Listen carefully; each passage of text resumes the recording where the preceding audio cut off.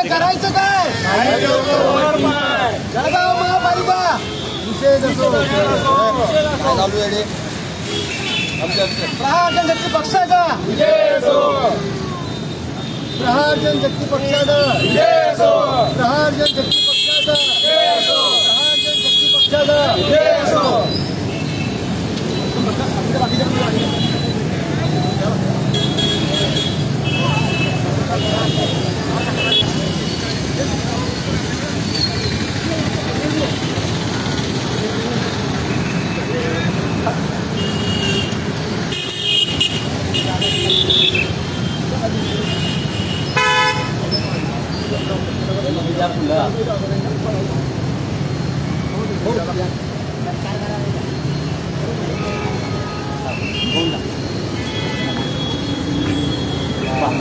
प्रहार जनशक्ती पक्षाचं नगरपालिकेचं करायचं काय? खाली लोक वरार पाय.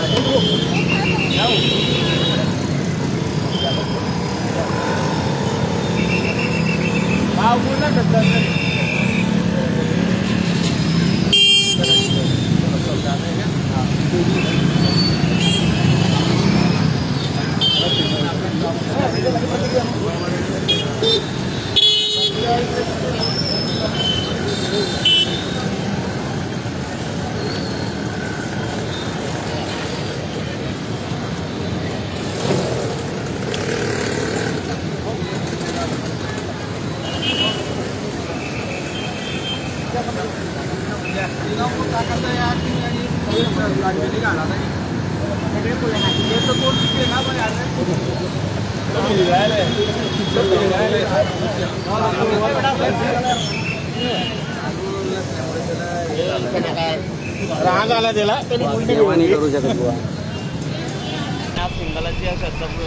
श्रद्धांजली वावलेली. गेल्या 8 दिवसाआधी आम्ही प्रहार जनशक्ती पक्षातर्फे वाहतूक विभाग आणि जळगाव महापालिका यांना जळगाव शहरातील बंद असलेल्या सिग्नलबाबत निवेदन दिले होते आणि त्यावर कारवाई करून सिग्नल चालू करा अशी आमची मागणी होती.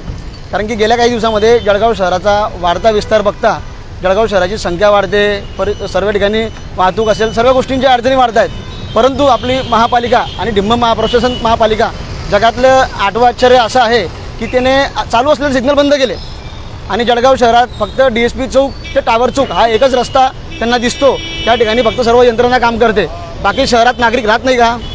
या ठिकाणी ह्या चौकामध्ये असेल किंवा अजून बरेच असे चौक आहे त्या ठिकाणी रोज किरकोळ अपघात होतात. वाहनांचे रोज किरकोळ वादविवाद चालू असतात. शालेय विद्यार्थी असतील, नोकर वर्ग असेल, सर्व इकडनं वापरतात. पिंपळा उपनगराचा हा मुख्य चौक आहे, तरी या ठिकाणी कोणी लक्ष द्यायला तयार नाही. तर आमची प्रमुख मागणी होती आणि आम्ही त्याकरिता बंद असलेले सिग्नल यांना सिग्नलला पहा आणि फुले वहा असं हे एक निषेध आंदोलन आम्ही केलेलं होतं. आणि आमच्या आधी प्रशासनाने आमची दखल घेतली आणि आज सकाळपासून सिग्नल यंत्रणा सुरू होण्यापूर्वी वाहतूक विभागाचे कर्मचारी येऊन त्यांनी यंत्रणा चालू केलेली आहे. त्याबद्दल त्यांचेही आम्ही आभार मानतो. आणि यापुढे शहरातील बाकी चौकात जरी ते सिग्नल बंद असतील तर ते तात्काळ सुरू करावे अशी आमची मागणी असेल. नाही तर त्या ठिकाणी जाऊन आम्ही आंदोलन करणार आहे. शहरात कुठेही असो, ज्या ठिकाणी त्रास होईल त्या ठिकाणी आम्ही जाणार आहे. काय नाव? प्रवीण संतोष पाटील, महानगराध्यक्ष, प्रहार जनशक्ती पक्ष जळगाव. तसेच या रिंग रोडला आपण ज्या वापरतो या दुभाजकांमध्ये जे झाडं वाढलेले आहेत त्या झाडांची संख्या इतकी वाढलेली की पलीकडच्या लोकांना दिसत नाही कोण येत आहे. त्यामुळेही वाहनं होतात. आमची महापालिका विभागाला ही पण मागणी असेल की त्यांनी झाडं त्वरित कापून ते व्यवस्थित करावे. तसेच ही बंद असलेली यंत्रणा लवकर सुरू करावी.